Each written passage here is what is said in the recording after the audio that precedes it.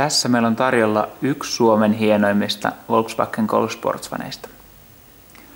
Tämä auton malli on Highline, moottorina 1,4-litrinen bensaturbo. Se tuottaa 150 hevosvoimaa ja sitä kuljettaa 7-lovinen 290 automaattivaihteisto. Highline tunnistaa tosiaan näistä upeista kromilistoista, mitä löytyy auton keulasta, keula-alaosasta.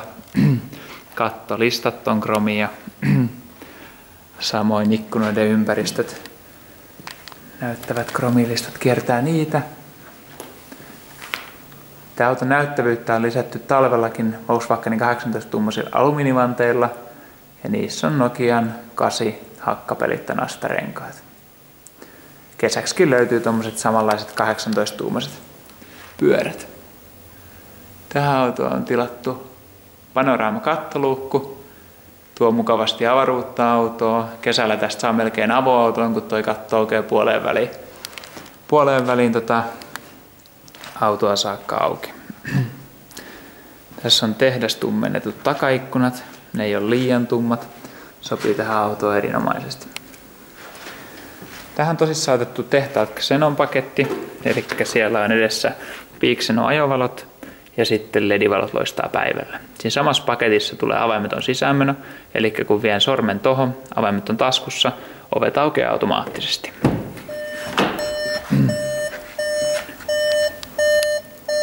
Tässä autossa on hienoja sisusta, mitä Sportsvaniin saa, eli tuommoiset erittäin laadukkaat nahkapenkit. Nämä on väriltään mustat.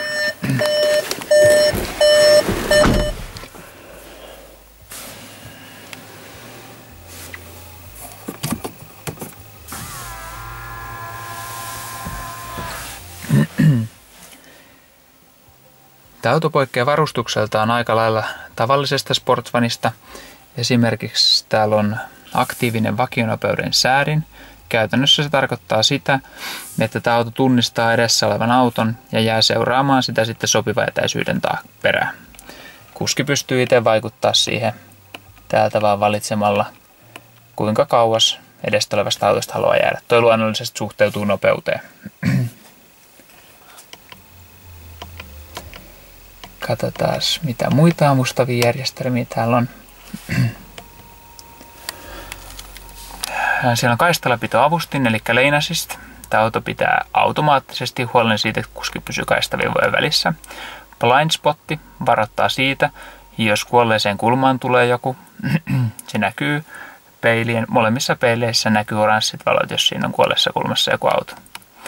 Rear traffic alert pitää huolen siitä, että kun lähdetään peruuttaa risteävään liikenteeseen, ettei vaan ajeta kenenkään alle. Tässä on navigaatiojärjestelmä, parhaat audiolaitteet, mitä tähän saa, Dynaudiot. Puhelimen saa Bluetoothin avulla kiinni.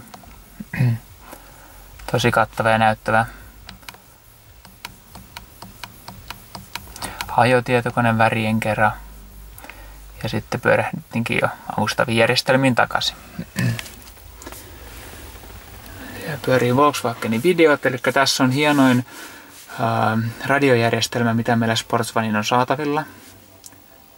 Tässä on kookas kosketusnäyttö ja siihen saa jopa DVD pyörimään.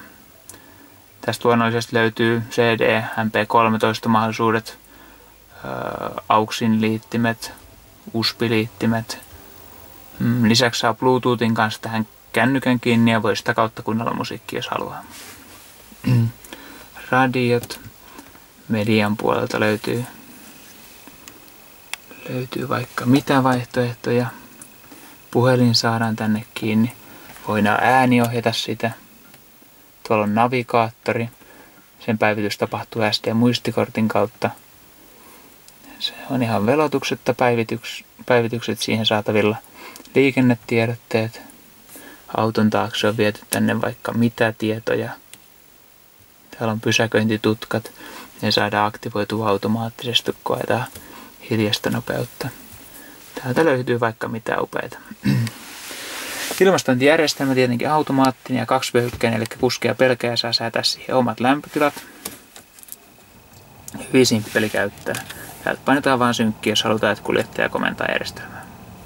Sitten autossa on Webasto, kello ja kaukosäätimen kanssa. Tuolta saadaan se klikattua päälle.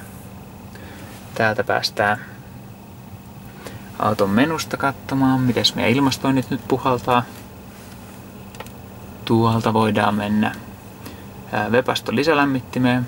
Talvisin pidetään tietenkin lämmitys päällä. Kesällä jos halutaan, niin voidaan tuulettaa tämä auto etukäteen ennen kuin tullaan tänne. Täältä saadaan ajastaa aika, koska halutaan lähteä liikenteeseen niin, että auto on joko viileä tai lämmin. Tuolta voidaan vaikuttaa siihen, että kuinka kauan Webasto lämpenee, jos se klikataan tuosta kaukosäätimestä päälle. Ottaa useamman 100 metrin päästä. Lämmittää upeasti moottorit ja samaten sisätilat, niin ei tarvitse paljon ikkunoita siinä sitten talvella puhdistella. Auto käynnistyy tosta ilman avaimia, eli avaimet voidaan pitää taskussa. Tässä on sähköinen pysäköintijarru. Se lähtee automaattisesti pois, kun laitetaan vaan ovet kiinni ja turvavyö kiinni ja ei muuta kuin menoksi.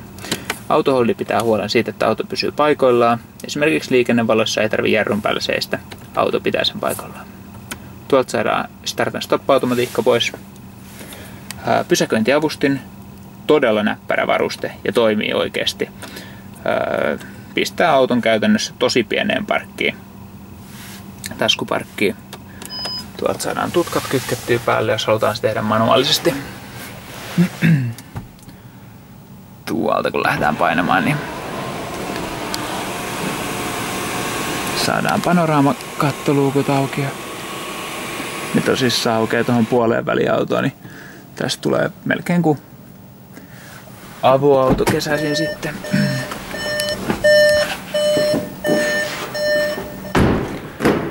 Takana Sportfanissa on hienosti tilaa. Akseliväli on pitkä. Täältä pystytään liikuttaa penkkejä näppärästi.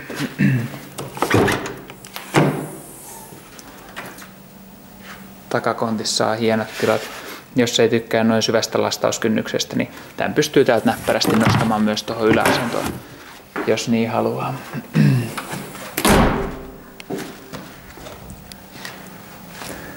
Tämä auto on tosiaan nähtävillä tässä meidän Lohjan liikkeessä ja tämä on meidän toimitusjohtajan käytössä, niin melkein soittelee meille etukäteen, kun tulee autoa katsomaan.